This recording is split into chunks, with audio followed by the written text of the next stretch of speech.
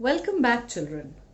We began with the story in our previous session, The Happy Prince. Now I'm going to continue with the story, and let me just brief you once that in this story here we have the Happy Prince. The Happy Prince is no more, he is dead, and his statue is made right in the center of the city and put up on a tall column there.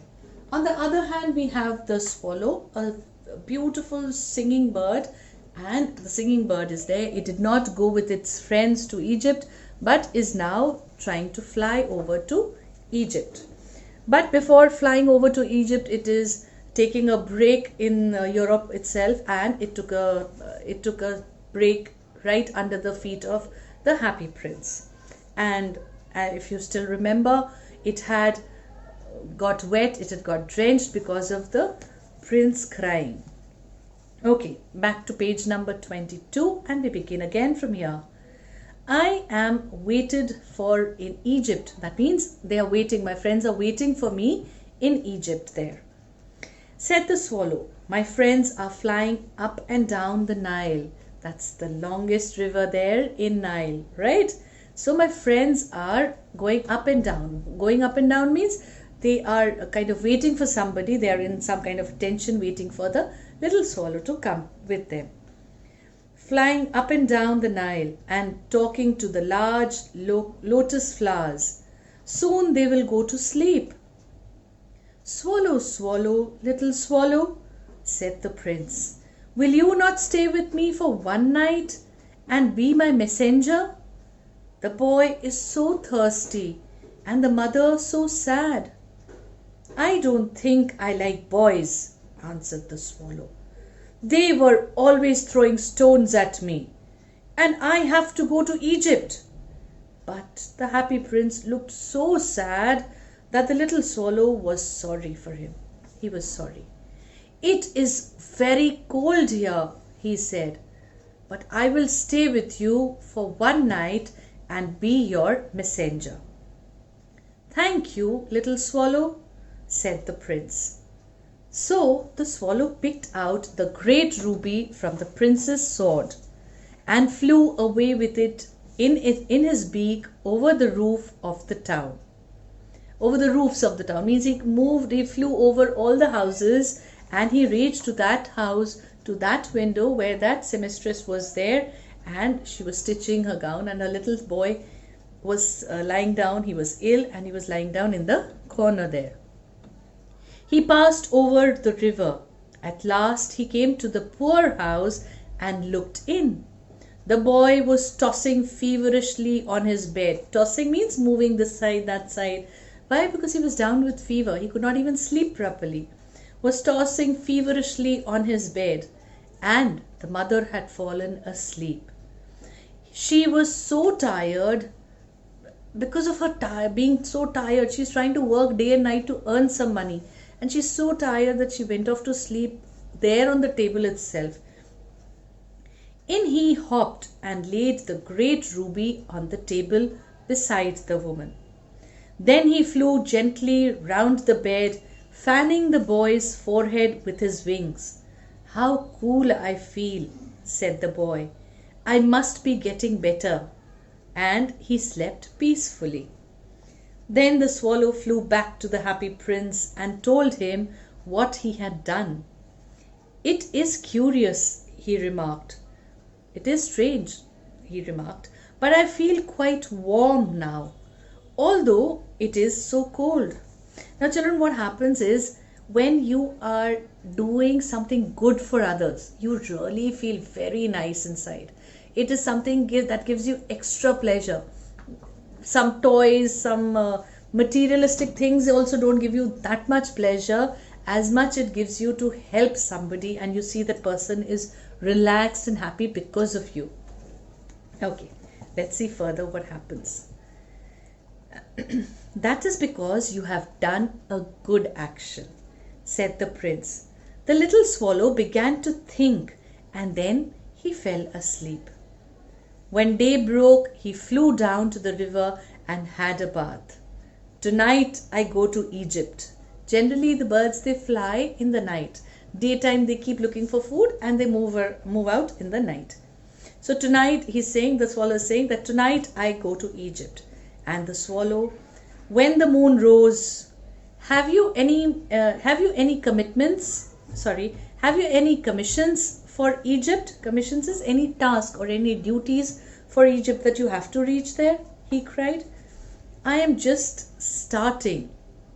Now, he's saying to the statue that if you have some tasks or if you have some work for Egypt, because I'm just now going to move. So he's asking the statue if there is anything for you that he can do.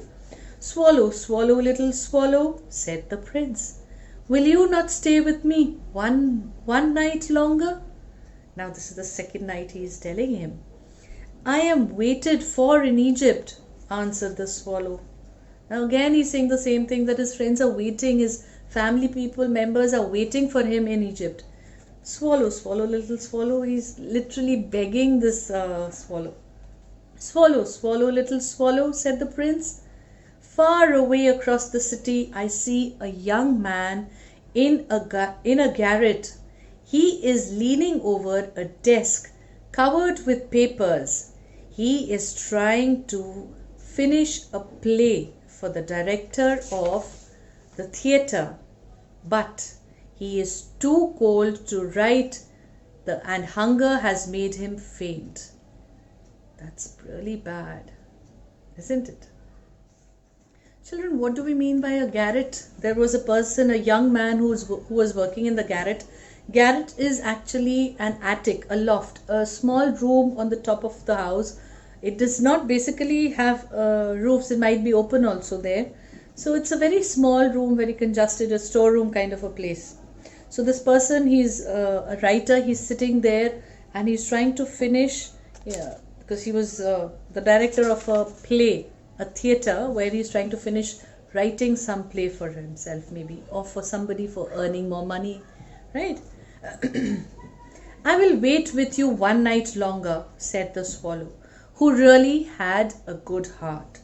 Shall I take him another ruby? Alas, I have no ruby now, said the prince. Remember, there was just one ruby in the handle of the sword, but now he did not have any rubies. He had the sapphire for the eyes, he had gold for his on his body painted. So, alas, I have no ruby now, said the prince. My eyes are all that I have left. They are made of rare sapphire. Rare is very uncommon thing. It's very precious, so it's going to be more costly. Made of rare sapphire. Pluck out one of them and take it to him. He will sell it to the jeweler and buy food and firewood and finish his play. So it's very cold out there, so he'll buy a little bit of firewood so that he can make a bonfire there, warm himself up there. Dear prince, said the swallow, I cannot do that. And he began to weep. Swallow, swallow, little swallow, said the prince. Do as I command you.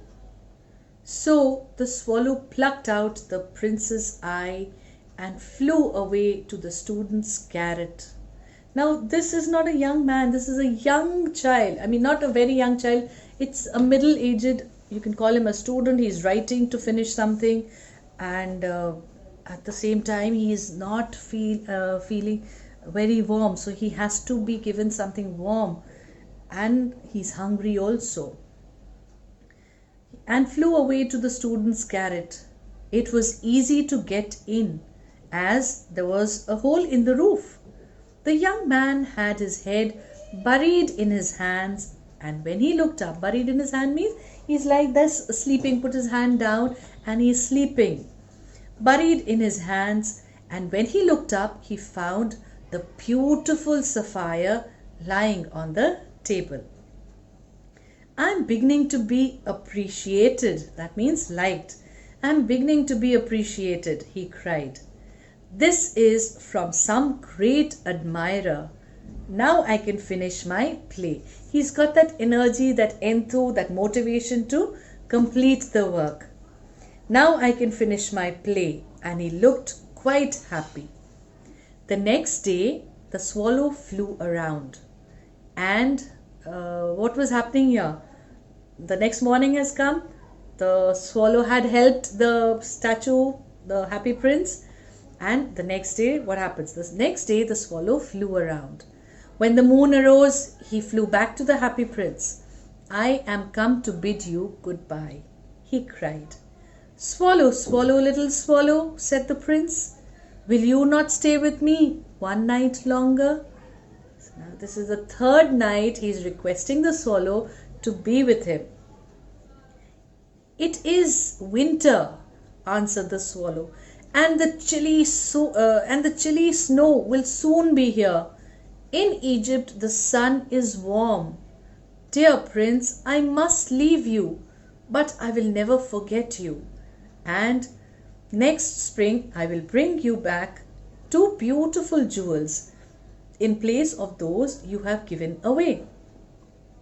In the square below, what is the square below? It's the road which has 4 sides to it. Remember, you must have come across streets here in your city also, where you have the center of some place and you have 4 roads leading to it. Center and square is the market area in between there. So in the square below, said the happy prince, there stands a little match girl. She has let her matches fall. She has let her matches fall in the gutter, and they are all spoiled. Maybe matchsticks which you burned, if they've fallen in the gutter, it's obviously they cannot burn now, and they're all spoiled. She is crying. She has no shoes, no stockings, means no socks, no stockings, and her little head is bare. That means she's not covered herself up with anything, and she's feeling very cold. Pluck out my other eye and give it to her, and she will not cry. I will stay with you one night longer, said the swallow. But I cannot pluck out your eye. You would be quite blind then. Swallow, swallow, little swallow, said the prince. Do as I command you. So he plucked out the prince's other eye and darted down. Darted down means he flew down. Darted down with it. He slipped the jewel into the palm of the match girl's hand. Means he gave it to the girl in her hand. What a lovely bit of glass, cried the little girl, and she ran home laughing. Then the swallow came back to the prince. You are blind now, he said, so I will stay here with you always. See how nice the swallow was, so concerned, so loving from inside, that since the statue or the happy prince was no more left with eyes, he would be there to help him out to see the things around. Right? No, little swallow, said the poor prince. You must go away to Egypt. I will stay with you always, said the swallow, and he slept at the prince's feet.